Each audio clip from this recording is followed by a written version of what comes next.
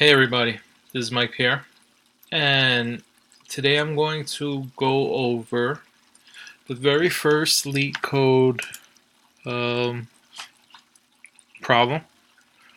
There's like around 300 plus, and they continuously add. If you guys don't know what LeetCode is, then you probably heard about it and doing research, or you already know about it and trying to get some practicing. So I'm gonna do as many LeetCode as I can. There's several. Um, Some people get in, some people don't. It's all about practice. Okay. We're going to use Java, and we're going to go ahead and actually dive into it. However, remember, if you always, not always, but if you guys ever experience issues in regards to not being able to solve the solution, I think the number one tool here is the discuss board. I feel like the more questions you ask, just you start getting it. But okay, anyway. So also some do provide solutions, and some do provide well, not some, but majority of the time, all the time, your submissions. Okay. So right here, there's 1164 problems. It's a lot. Also, if you guys are not familiar with it, problems on all the way to the left opens. You select the problem. You know, can go one by one.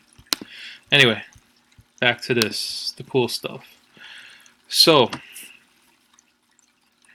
give an array of integers,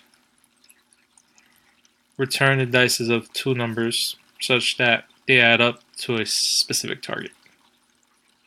Okay? You may assume that each input would have exactly one solution. And you may not use the same element twice. So, for example, let's bring this to the editor. Just for clarity and my sake, I need to write it.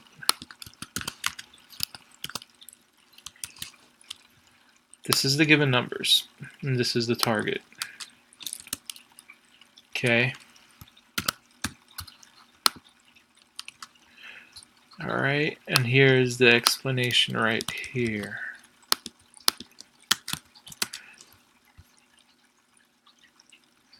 So return dices of two numbers such that they add up a specific target. Okay, so because element 1, 0, and 1 is 2 and 7, that equals 9. Return 0 and 1. Got it. So pretty much what it's saying here is that you have your bucket of ints, return the key values of the two numbers such that they add up to a specific target. And we only could actually have exactly one solution, and you may not use the same element twice. So it's pretty much telling us to split up these elements. Self-explanatory. Okay. So let's go to the solutions, right? And let's see what approaches we can take. Okay. So obviously we have to just add up. We cannot use the elements twice. Period. Right? The brute force approach is simple. Loop through each element x and find if there is another value that equals target x. So let's loop here. So we're initializing an integer in order for us to iterate through the element, this array right here. It has 4 elements within this array. And then after that, we're iterating the additional ones. So what's happening here is that we are creating j when we're iterating the second time around, in order for us to create a conditional statement, if the second number gets that target subtracted by the one before. So over here, since we iterating 2 times, the time complexity is n to the second. Okay, and then for each element, when we try to find the complement by looping through the rest of the array, it's on. Yeah, so pretty much over here is your on square, because you're iterating twice, and then from here you're creating your conditional, which is your only one. We're creating that conditional, and then that's just n time. So that tells you that it sums up to n squared, okay? And then you have its space complexity of O1, which is your result, right? And then this is more of a complex approach. Okay, so within this approach, you pass 2 hash tables. That's what it's saying, okay? And based on that,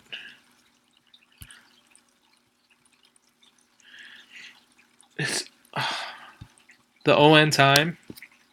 This is ON time and space complexity.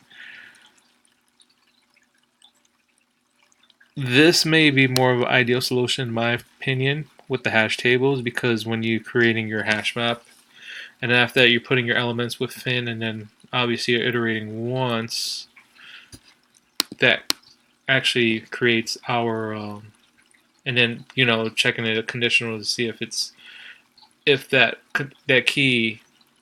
This is more of a, if you're understanding more of Java based libraries, instead of doing brute force, where in the brute force you're actually using more logic.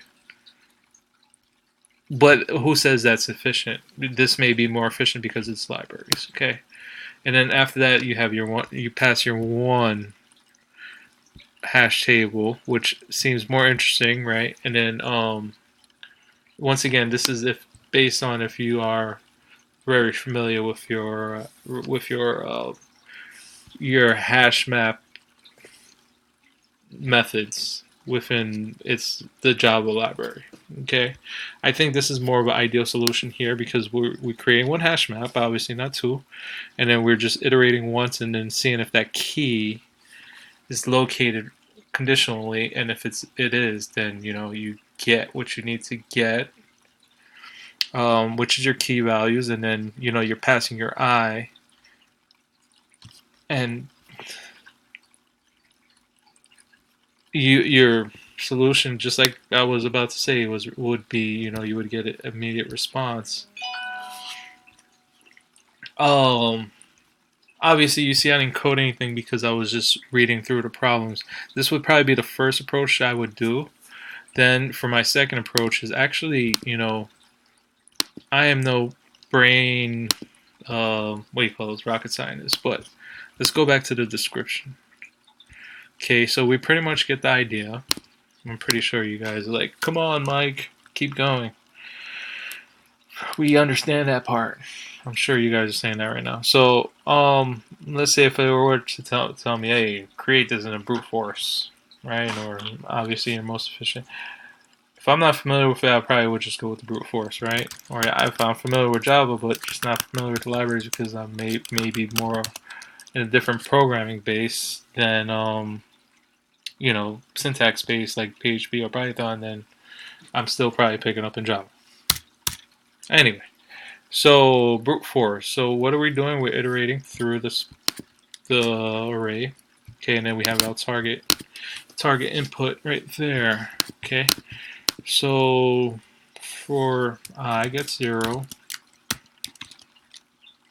I is less than the nums, because nums is the specific array that when we are passing arguments within the toSums method, then this is what we're iterating to, this specific variable that was assigned argument dot length. I plus plus. Okay. So next, we're iterating once. We have something stored within our I value variable. Okay, and then let's iterate again for j, and let's assign I to this. So we have a starting point instead of 0, but still can be 0, right? And then j is less than num dot length j plus plus. Okay. If then we created our conditional here. On squared. Wow. If nums j gets target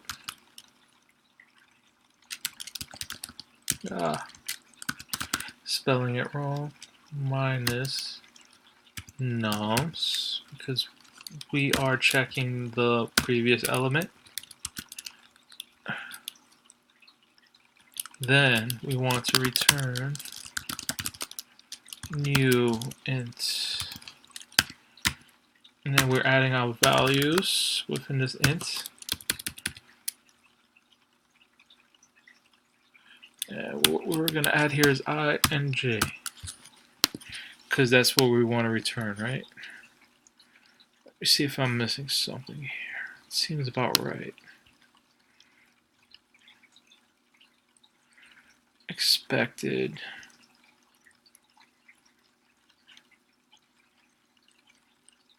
I spelled length wrong.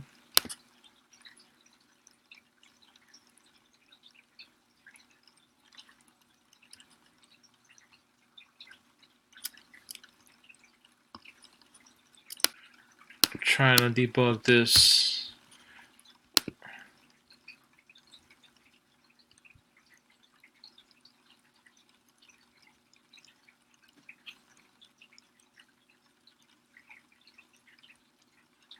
Oh, why did I put this here?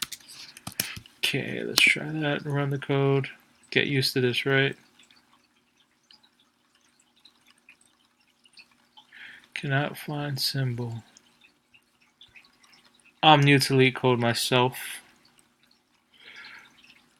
That's why I'm having these issues with the editor. But it's obvious that, Michael, it's not num, it's nums. Wow. Let's run this, and we still have the error here. So we had fixed this, which was int j gets I plus 1. There we go.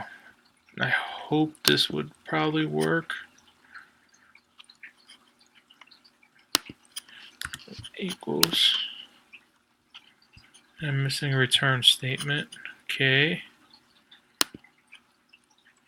Sometimes it's easier to do this off the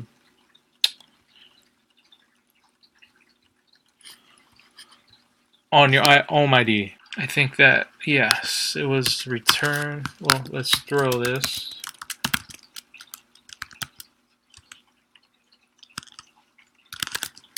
Legal argument exception.